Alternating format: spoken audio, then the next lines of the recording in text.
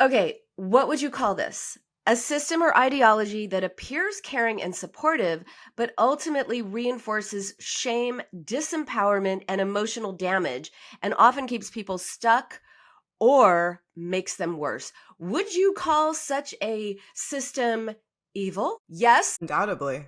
Sounds awful. In that case, welcome to our episode. OA, as in Overeaters Anonymous, is evil.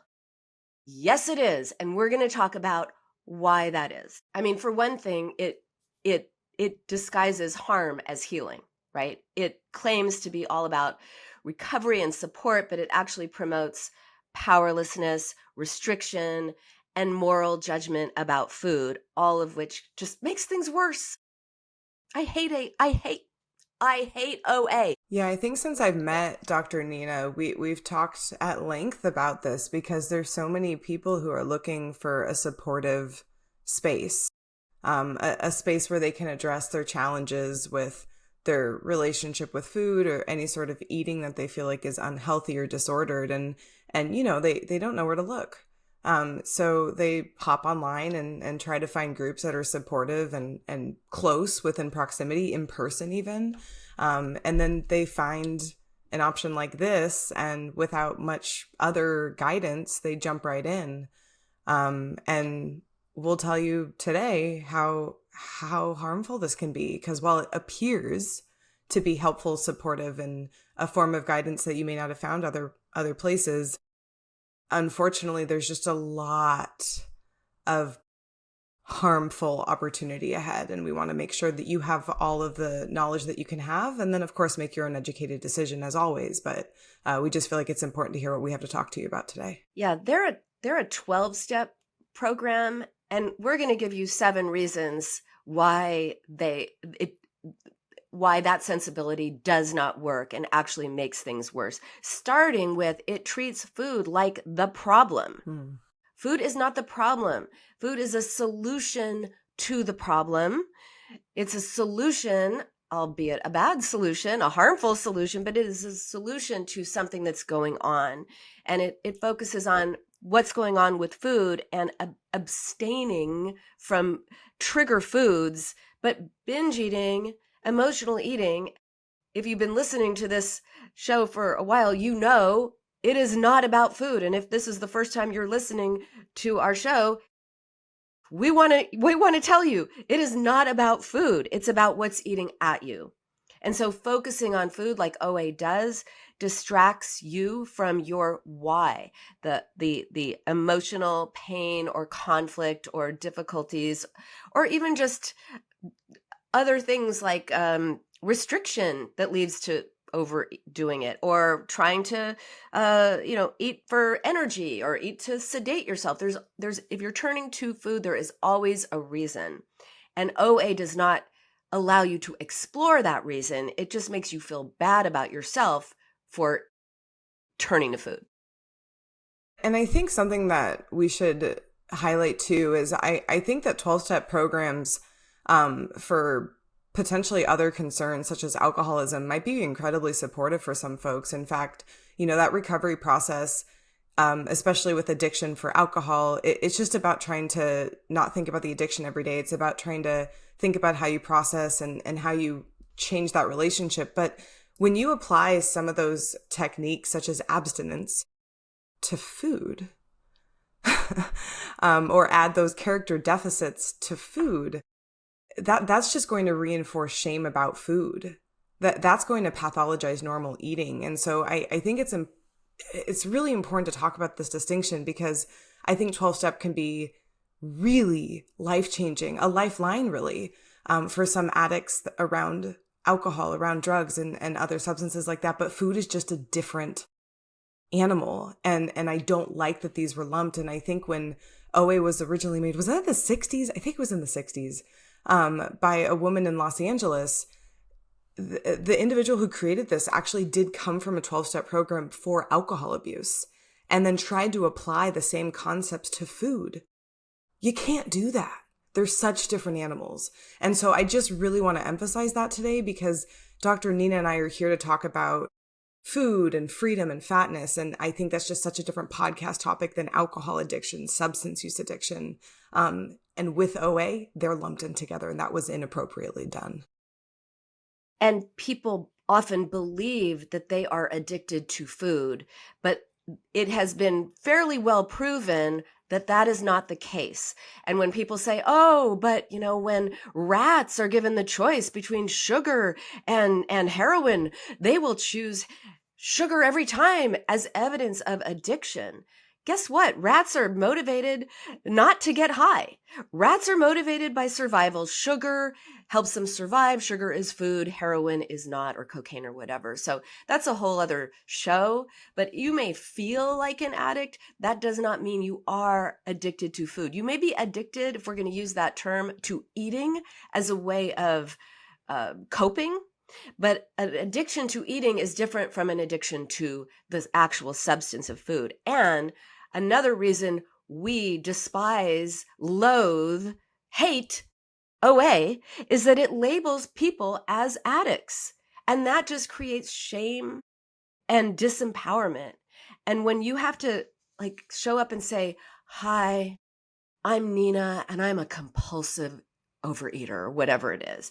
I'm Alisa and I'm a binge eater. All that does is make your identity into your behavior becomes your identity. And that's just not the case. That is disempowering.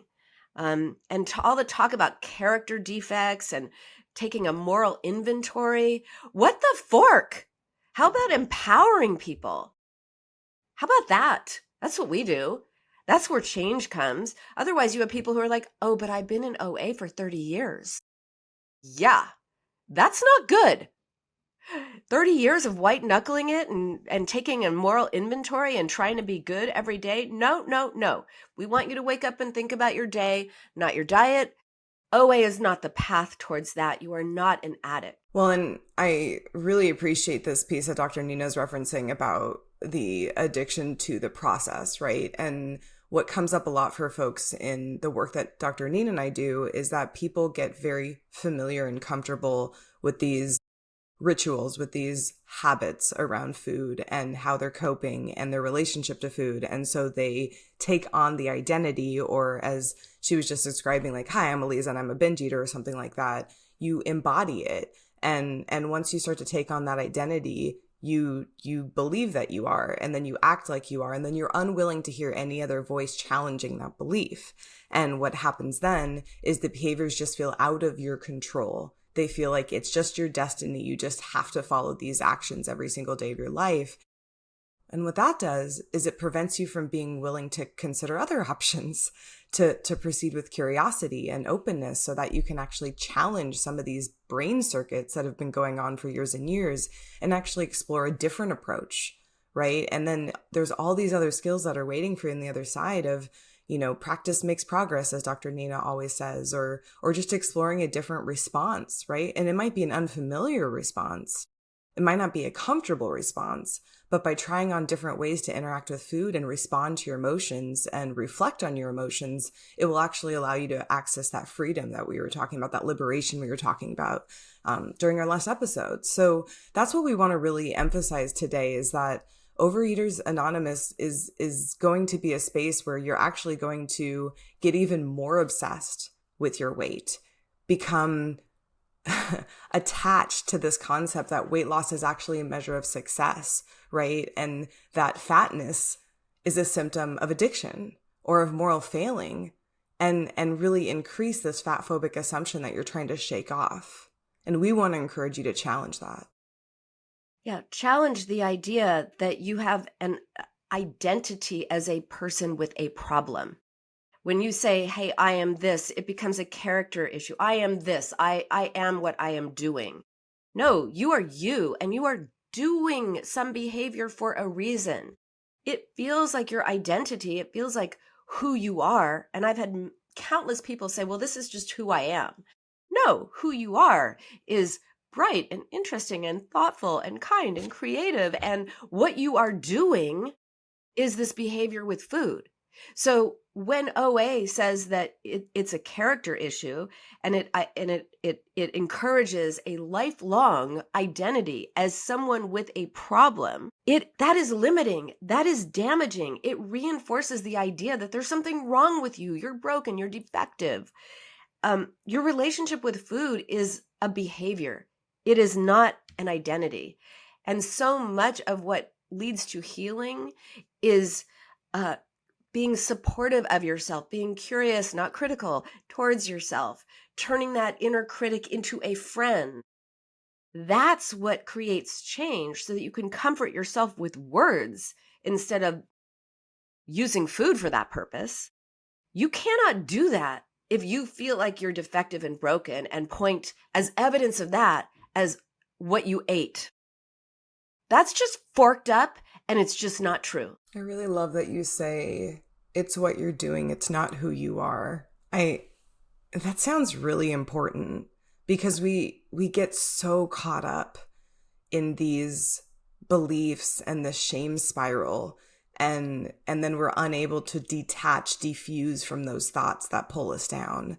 And when she says that this is what you're doing, right, and not something that necessarily is who we are, that can be such a power play to support yourself in reclaiming, right? And the thing too is that why OA can be so harmful is it can really reinforce this concept of sticking to sobriety.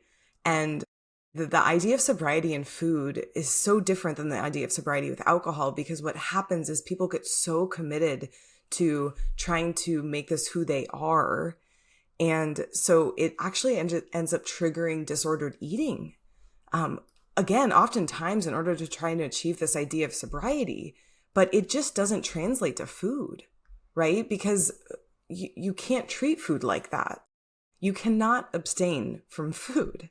When you try to do so, you're going to result in severe restriction. You're going to obsessively think about food more often than otherwise, right? We know that about dieting, so it applies the same way. And if you are somebody who has a tendency to engage in binge eating, you're just going to do it more because you're constantly thinking about it. And as we've talked about before, this idea of like, I ate a forbidden food or I ate a bad food, I relapsed, I'm bad. And then it turns into this whole cycling into this spiral. And all of a sudden you're feeling like, oh no, I relapsed.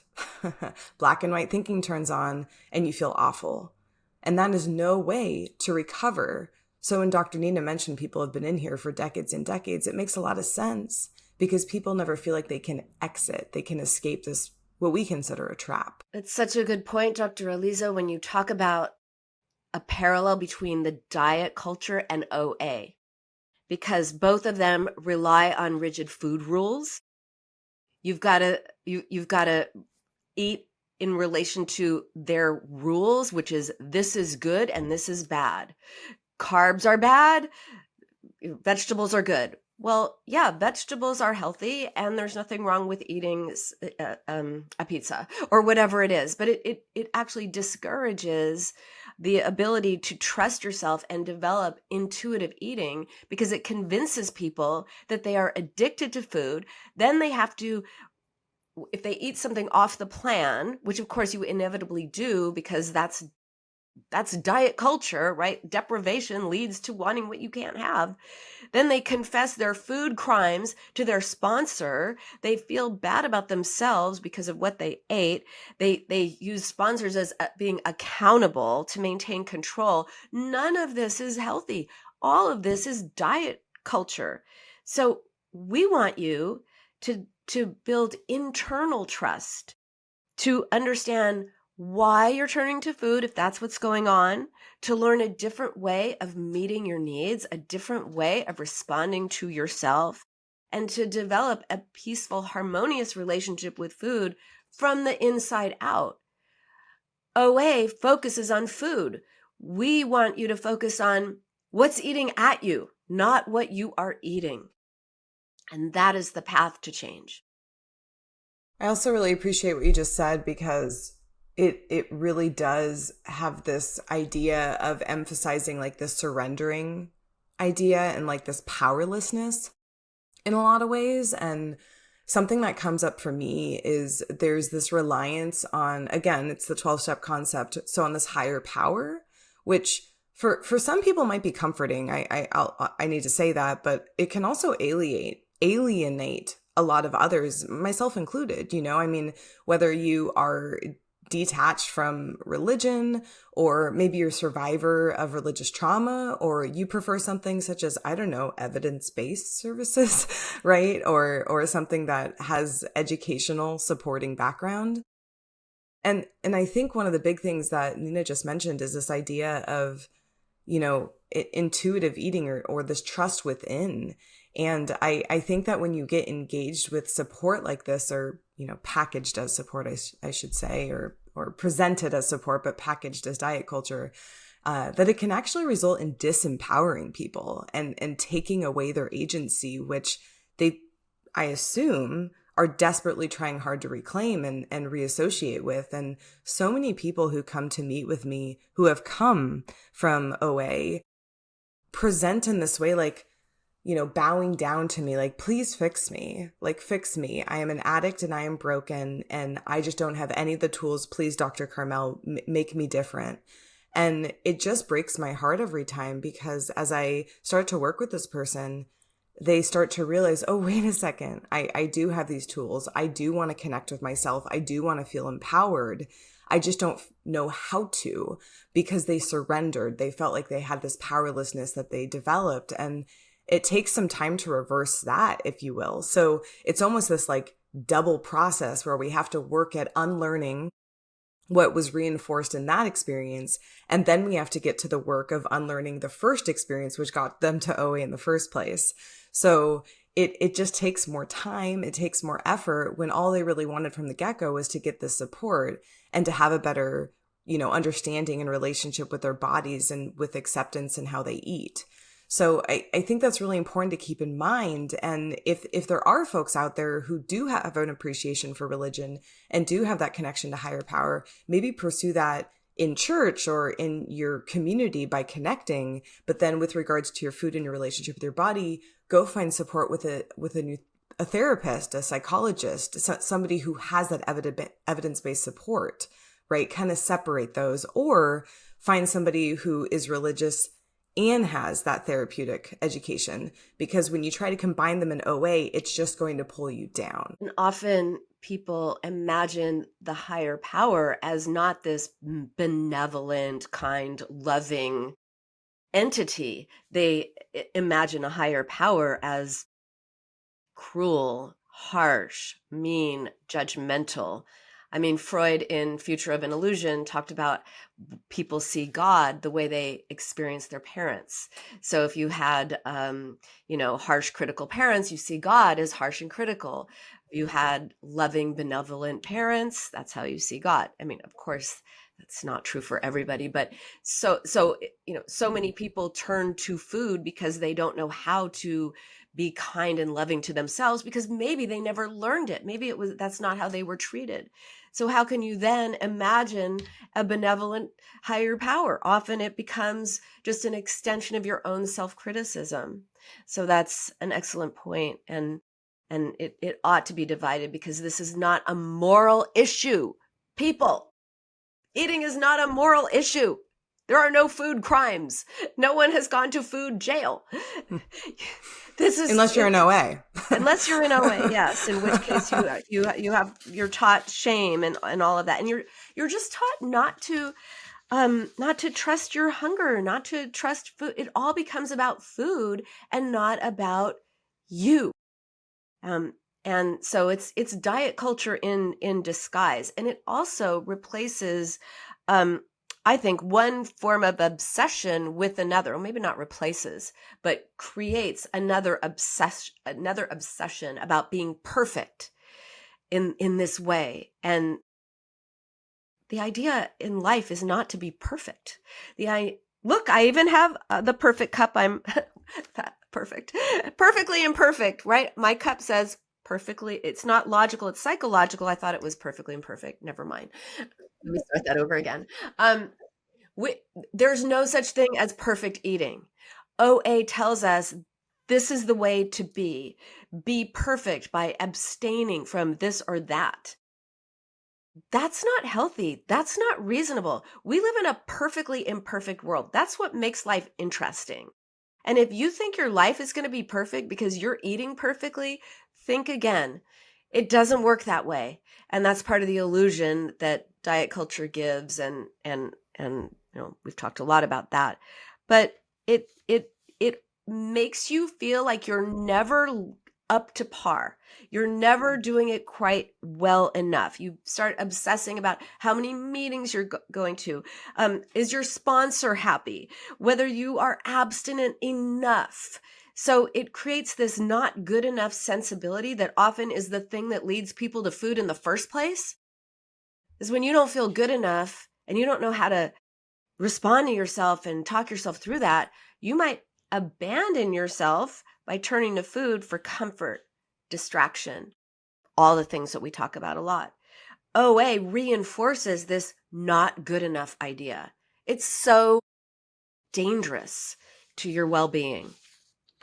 That's why Well, it's along the evil. same lines of danger, and I appreciate you for mentioning sponsor, something that I think you should all hear is that OA groups are peer led, right? There aren't often any sort of trained medical professional in the room. You you're not going to be working with somebody who's gone through education or training to understand what to look for when there's an eating disorder in the room that needs immediate help, or when there's misinformation being exchanged, or if there's harmful advice being given, right? And there's this idea that groupthink, which is essentially where people start to get on the same wavelength and then they can't see anything else. And that will discourage questioning or considering alternative plans or considering what's safe or unsafe. And that can lead to all sorts of unhelpful and even worse behaviors than you entered. And I think that's incredibly important because in this world, there can be dangerous situations where people do need medical attention. And there can be cycles that continue to keep you trapped for the rest of your life. And when that support you're going to or that sponsor you're going to has no training in, let's say, suicidality, or has no training in the harmful aspects of some sort of, trauma, then how are you supposed to be safe in that space, right? So it misses a super key ingredient. So if you're looking for a type of community or group, then look for group therapy, right? Where that's going to be run by a therapist who's trained and specializes in that topic, and that exists. Don't think that OA is the only group option for you. There's actually nothing psychological about it. And binge eating, emotional eating, it is based in psychology. No one is born just being a compulsive binge eater. You learn this behavior. You learn it from somewhere. You learn it because if you don't get enough nurturing, food symbolically equals nurturing. We turn to food because our first experience of being fed is being held in someone's arms, feeling safe, feeling secure, feeling loved even. And later in life, when we don't feel that in our lives and we don't know how to be loving to ourselves for whatever reason, we may turn to food to evoke that feeling. There's so many different reasons why we turn to food, but it is learned. You learned it and you can unlearn it and learn a new way. That's why when I work with people and they start reporting like I'm their sponsor, they start reporting their food crimes. I tell them, look, I'm not going to ask you to give up binge eating. You're going to do it on your own, but not until you're ready to. And the only way you're going to be ready to is when you focus on identifying why you're doing it, learn new ways of expressing your emotions, and new ways of responding to yourself. So instead of looking at the win as, hey, I didn't eat the thing, look at the win as, I realized why. I realized why I ate the thing. And eventually when you address that why, well, I was feeling anxious, I was scared, I was nervous, I was angry, I was whatever it is. When you learn new ways of expressing that and responding to yourself, guess what? You naturally stop turning to food. You don't need it anymore. You don't need to cope with food because you have learned to cope with words, with responses. You've learned a different way of being towards yourself. And OA teaches you to just be harsh and mean and cruel and demanding and awful towards yourself under the guise of support. If you, as a listener, if you are in OA or if you were considering going to OA, I certainly don't want to invalidate your experience. And I of course, like, I want to support you. But if you're hearing anything from us today, just know that, especially if you've been harmed by diet culture, medical weight stigma, any sort of eating disorder, you might be re-traumatized. You might be getting re-traumatized. It's probably going to be counterproductive. And there is another option for you, right? As Dr. Nina mentioned earlier, there's intuitive eating. Look for fat-affirming support groups. I'm sure there's one around you. Trauma-informed therapy, right? Eating disorder treatment. If you are actively in an eating disorder, there are places that you can go that actually have care packaged in an appropriate way that's going to support you towards trusting yourself, towards that agency, towards that claiming your body, reclaiming your body. You do not have to accept the treatment that OA provides. And if you do, you will probably feel like you didn't make any progress and you will probably feel alone. And we don't want you to feel that way. And we want you to know that there are other options and they exist and they're available and they should be accessible within your financial means. So please do not feel that OA is your only option. Join my Dr. Nina's Food for Thought community on Facebook. There are 1,400 plus people from all over the world who are dealing with this, who are there to, it's not a support group, it's a support community, but you'll meet other people who are going through the same thing and learning a different way of being. Instead of kind of trauma bonding in a way in which you share all your confessions about food crimes that don't exist. So yeah, there's another way. And the way to stop binge eating is really to cultivate a kinder, loving, supportive, generous, understanding, friendly response to yourself. It sounds so reductionistic or simple. It is not. It is hard to do, but that's the key. And OA keeps you at odds with yourself.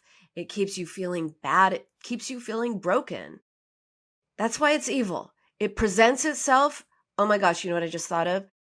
You know, the Raiders of the Lost Ark, just the best movie ever made, in my humble opinion. At the end, okay, if you've never seen it, and you want to see it, don't listen. But you know, at the end, when the angel comes out of the ark and she looks so beautiful and all the Nazis are like, oh, she's beautiful. And then it turns into this horrible, destructive, demonic thing that kills them all. Remember that? That's OA. It looks all good. Oh, it's the answer. It's going to help. But no, it's actually a lie and it's going to destroy you, just like the angel from Raiders of the Lost Ark at the end. And by the way, it is the best movie ever made. I suggest you see it. It's fantastic. The bad guys are Nazis. It does not get worse than that. The good guy is young Harrison Ford. Amazing. Doesn't get better than that. Doesn't get better than that. And Karen Allen was forking badass, which we don't see so much of in movies anymore. So there you go. That's empowering. I love that. So if you're looking to build some body trust, some self-compassion, and get liberation from diet culture, skip OA. Amen to that.